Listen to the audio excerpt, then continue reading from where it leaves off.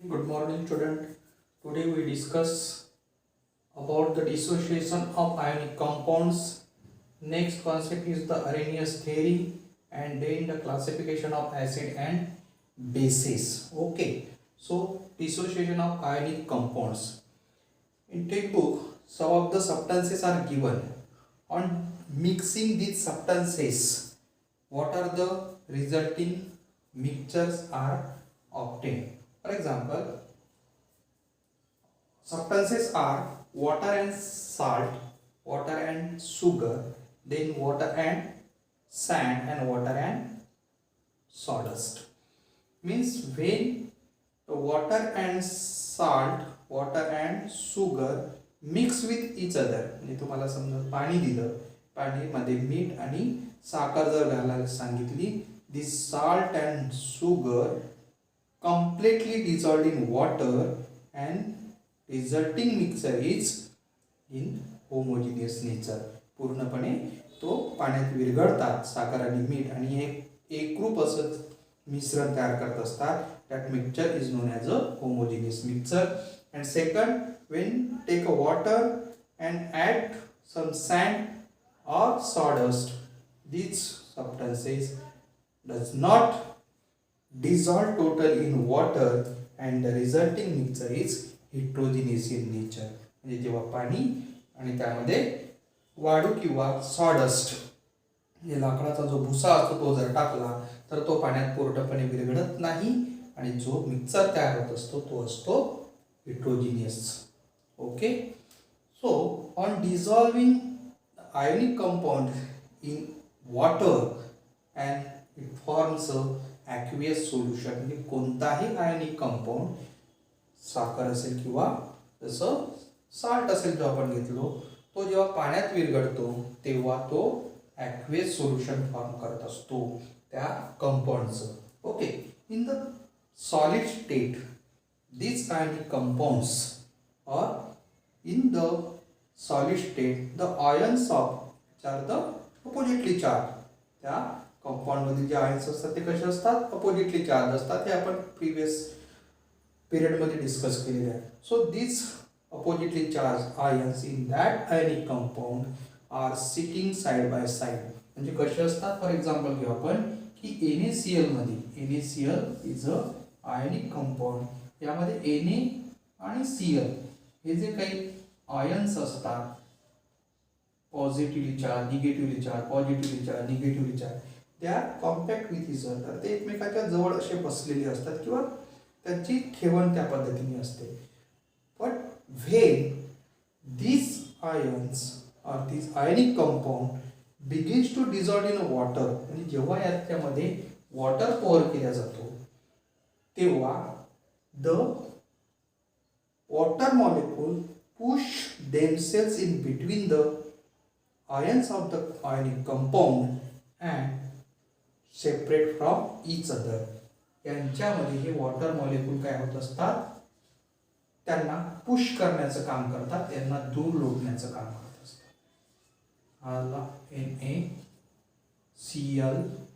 NaCl अशा पद्धतीने आणि याच्यामध्ये असतात वॉटर मॉलिक्यूल. म्हणजे या दोघांना सेपरेट करण्याचं काम करत असतात. and this process is known as a dissociation. Hence we can say that an ionic compound dissociates while forming the aqueous solution. म्हणजे जेव्हा कोणत्याही आयनिक कंपाऊंडचं aqueous सोल्युशन तयार होतो, aqueous सोल्युशन म्हणजेच पाण्यामधील सोल्युशन तयार होतो, तेव्हा त्याचं डिसोसिएशन होत असते. Okay, each of the dissociated ions जे काय dissociated ions आहेत is surrounded by the water molecules. हे वॉटर मॉलिक्यूल सोबत सराउंडेड असतात and this can be written by the symbol AX. For example, when NaCl take a water dissociation is for the aqueous solution of Na plus and Cl minus. In this way, AQ is written at the side of the symbol of the ion. Ionच्या symbolच्या उजव्या बाजूला AQ लिहिला जातो, and this meaning is the aqueous. Okay, so in this way the dissociation of ionic compound take place. Next concept is the Arrhenius theory. Okay, the scientist, Swedish scientist Arrhenius put forth this theory in the year 1887. 1887 मध्ये Swedish scientist आलं Arrhenius, त्याने ही theory ठेवली. According to this theory the definitions of the acids and bases are given. Acid आणि बेसची definition काय दिलेली आहे? According to this theory the definition of acid is an acid is a substance which on dissolving in water give rise to the H plus ion as a only cation. आपण बघितलेलं आहे की असे पदार्थ जे पाण्यात विरघळल्यानंतर त्यापासून H प्लस हा कटायन बाहेर पडतो. such a substances are known as a acid. For example, HCl. Okay, when dissolved in water, HCl, water dissociation take place.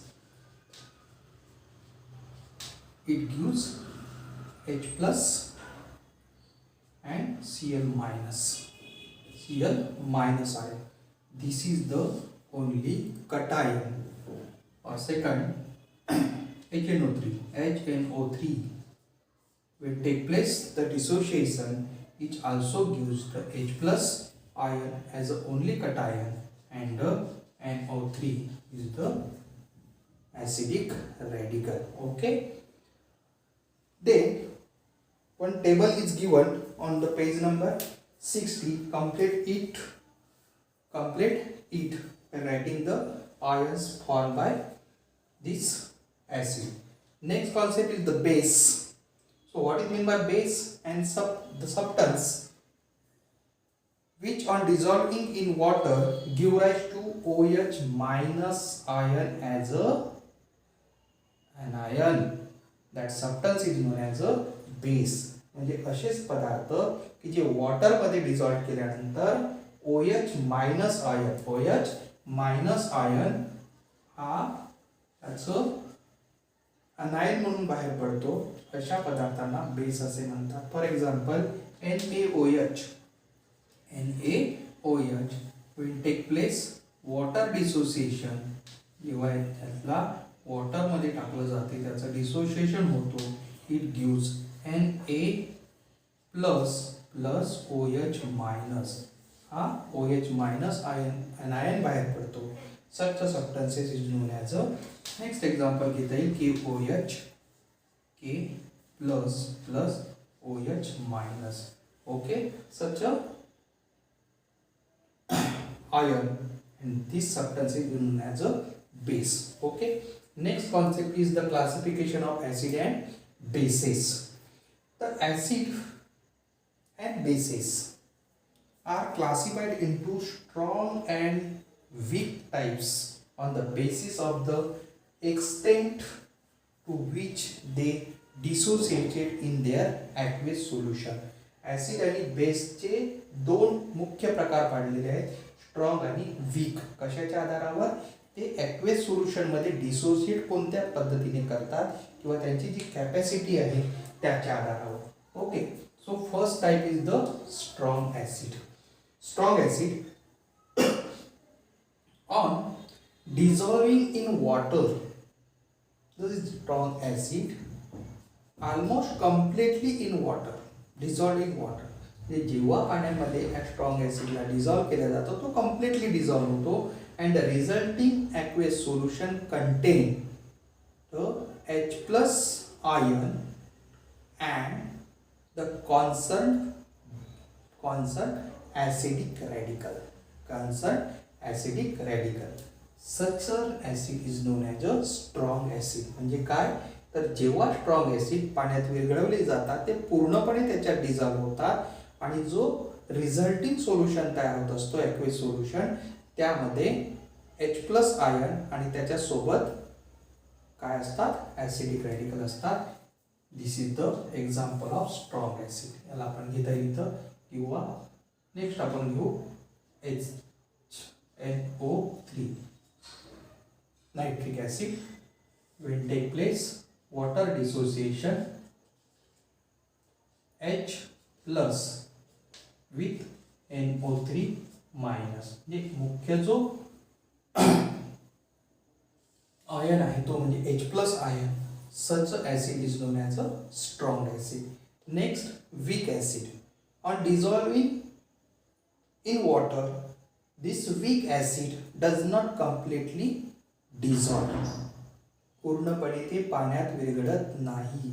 And the resulting aqueous solution contain small proportion of H plus ion and the concerned acidic radical with the large proportion of undissociated molecules of the acid. For example, काय घेतलेला weak acid कशाला म्हणायचं की जेव्हा weak acid पाण्यात dissolve केले जातात ते पूर्णपणे विरघळत नाही आणि त्यामध्ये जे ॲक्वेस सोल्युशन तो तयार होत असतो त्याच्यामध्ये कमी प्रमाणात H प्लस आयन असतो आणि जास्त प्रमाणात त्या ॲसिडिक रॅडिकल सोबत काही अनडिसोसिएटेड म्हणजे ज्याचं डिसोसिएशन झालेलं नसते असे काही ॲसिडचे मॉलिक्युल्स त्याच्यामध्ये असतात.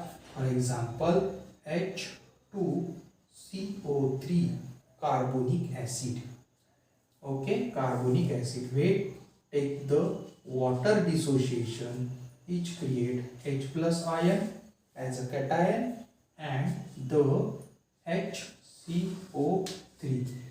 Okay, so proportion of H plus ion is small in this aqueous solution, that why such a acid is known as a weak acid.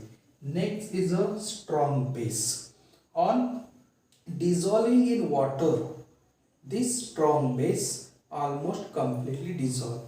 जेव्हा स्ट्रॉंग बेस पाण्यात विरघळले जातात ते सुद्धा पूर्णपणे विरघळतात पाण्यात and the resulting aqueous solution contains OH minus ions and concern basic radicals. जे जेव्हा स्ट्रॉंग बेस पाण्यात विरघळले जातात ते पूर्णपणे डिझॉल्व होतात आणि जो ॲक्वेस सोल्युशन तयार होत असतो त्यामध्ये OH मायनस आयन आणि सोबत त्याच्या असतात basic radical. For example, this is the example NaOH किंवा सेकंड आता आपण घेऊ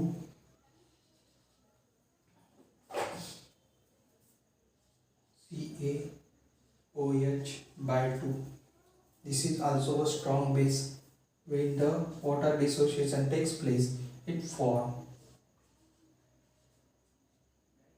plus 2OH minus OH minus.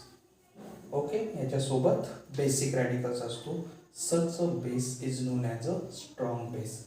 Next is the weak base. On dissolving in water, this base means weak base does not completely dissolve and the resulting aqueous solution contain a small proportion of OH minus ions and the concerned basic radicals with large proportion of the undissociated molecules of base.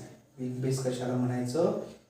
weak base असे base जे पाण्यामध्ये पूर्णपणे dissolve होत नाही आणि जो काही aqueous solution अशा पद्धतीने तयार होत असतो त्यामध्ये कमी प्रमाण कशाचं असते? OH मायनस आयनचं असते आणि जास्तीत जास्त प्रपोर्शन हे त्या बेसिक रॅडिकल सोबत अनडिसोसिएटेड बेस मॉलिक्युल्स असते. फॉर एक्झाम्पल घेऊ आपण NH4OH. NH4OH. When water dissociation takes place, it forms NH4 plus OH minus. This the proportion of OH minus is less as compared to this undissociated molecule of base. Such a base is known as a weak base. Next concept is the alkali. Okay, so some of the bases are highly soluble in water. काही base असे असतात जे पाण्यामध्ये highly soluble असतात and such a basis is known as a alkali. For example, this NaOH, KOH, these are the strong alkali and NH3. This is a weak alkali.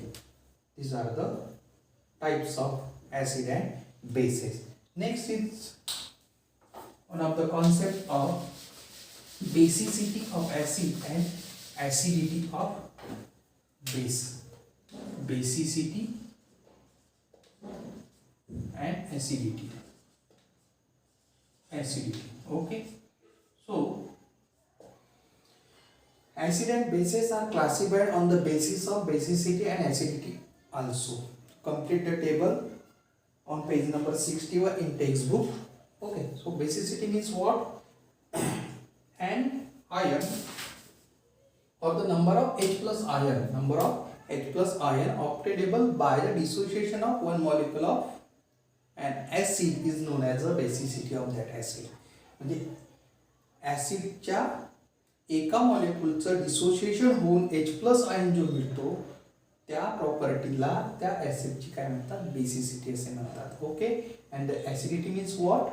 The number of OH minus ion. Here importantly H plus ion and here importantly OH minus ion. Okay, the number of OH minus ions obtainable by the dissociation of one molecule of the base. बेसच्या एका मॉलिक्यूलचं dissociation होऊन जे काही OH minus ion मिळतो त्याला acidity of base असे म्हणतात. Okay.